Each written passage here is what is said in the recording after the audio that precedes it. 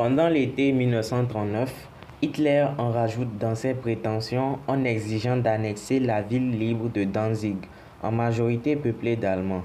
Le 23 août 1939 est conclu à Moscou le pacte germano-soviétique de non-agression dont une clause secrète stipule le partage de la Pologne entre l'Allemagne et l'URSS. La guerre devient dès lors inéluctable.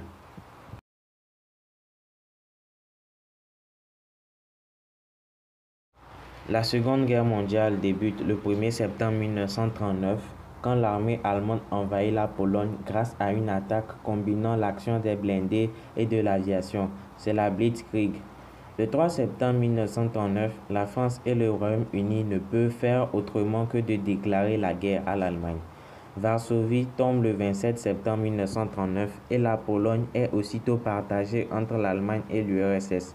Staline poursuit son avantage en agressant la Finlande voisine.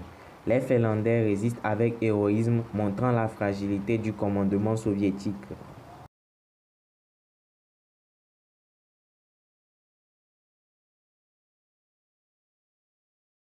Le 10 mai 1940, ayant enfin réglé la question polonaise, Hitler lance son armée à l'offensive sur les Pays-Bas, la Belgique et la France.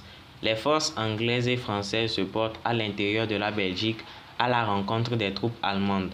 Le front est percé à Sedan le 14 mai 1940 et les armées alliées se retrouvent bientôt encerclées dans la poche de Dunkerque. 300 000 soldats britanniques et français embarquent à Dunkerque du 28 mai au 3 juin 1940 pour la Grande-Bretagne. Le 14 juin 1940, Paris est occupé. Cependant, le gouvernement français s'est enfui à Bordeaux. Le 16 juin 1940, le président Albert Lebrun nomme à la présidence du Conseil le maréchal Philippe Pétain. L'armistice est signé à Rethon le 22 juin 1940. Le pays est alors occupé en deux zones, à savoir l'une au nord occupée par l'armée allemande, l'autre au sud dite libre et administrée par le gouvernement français installé à Vichy.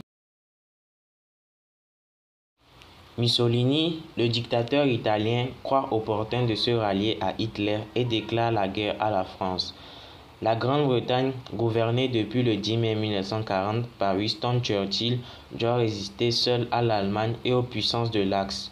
Elle accueille plusieurs dirigeants européens, dont le général de Gaulle, qui lance aux Français à partir du 18 juin 1940 à la radio des appels à la résistance.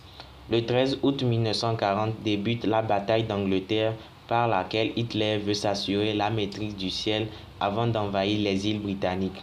Mais d'août à octobre 1940, la Royal Air Force qui résiste vaillamment oblige Hitler à renoncer à son projet d'invasion. Le 28 octobre 1940, Mussolini attaque la Grèce sans en référer à son allié. Ses troupes peu motivées sont contre toute attente refoulées et il doit appeler l'armée allemande à la rescousse. Le 6 avril 1941, l'Allemagne nazie envahit la Yougoslavie et occupe la capitale Belgrade. La Grèce est occupée dans la foulée et le drapeau à la croix gammée flotte bientôt sur l'acropole d'Athènes. Ce nouveau succès de la Blitzkrieg est aussi un fâcheux contretemps pour Hitler qui se prépare en secret à attaquer son allié Staline. Pour aider l'Angleterre, le président américain Roosevelt fait voter en mai 1941 la loi prêt-bail qui permet aux Américains non plus de vendre du matériel mais aussi de le prêter. Sous le nom de code Barbarossa, Hitler lance une attaque contre l'Union soviétique le 22 juin 1941. Les soviétiques rejoignent contraints et forcés les Britanniques dans la guerre contre Hitler. Cependant, mal équipés et mal encadrés, affaiblis par les purges de 1938, l'armée rouge ne peut contenir l'avancée des troupes allemandes. Celles-ci arrivent le 5 décembre 1941 à 20 km de Moscou. Trop épuisées, elles ne peuvent aller plus loin.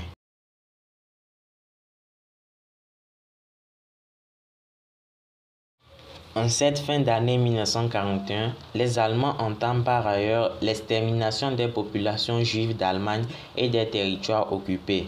Le 21 janvier 1942, quelques dignitaires nazis mettent au point, dans une villa du quartier de Wannsee à Berlin, les modalités pratiques et logistiques de la solution finale. Quand elles ne sont pas exécutées sur place, les personnes sont déportées dans les camps de concentration situés au centre de l'Europe. Les mieux portants sont astreints au travail forcé, les autres exécutés collectivement dans les chambres à gaz et brûlés dans des fours crématoires. En 4 ans, 6 millions d'innocents périssent de cette façon. C'est le plus terrible génocide du XXe siècle. Au Japon, le général Tojo, chef du parti belliciste, devient Premier ministre le 16 octobre 1941. Le 16 décembre 1941, il déclenche sans déclaration de guerre au préalable une attaque aéronavale de la base navale américaine de Pearl Harbor dans les îles Hawaï. L'agression entraîne les Américains dans la guerre contre le Japon, mais aussi ses alliés de l'Axe, l'Allemagne et l'Italie. La guerre devient véritablement mondiale.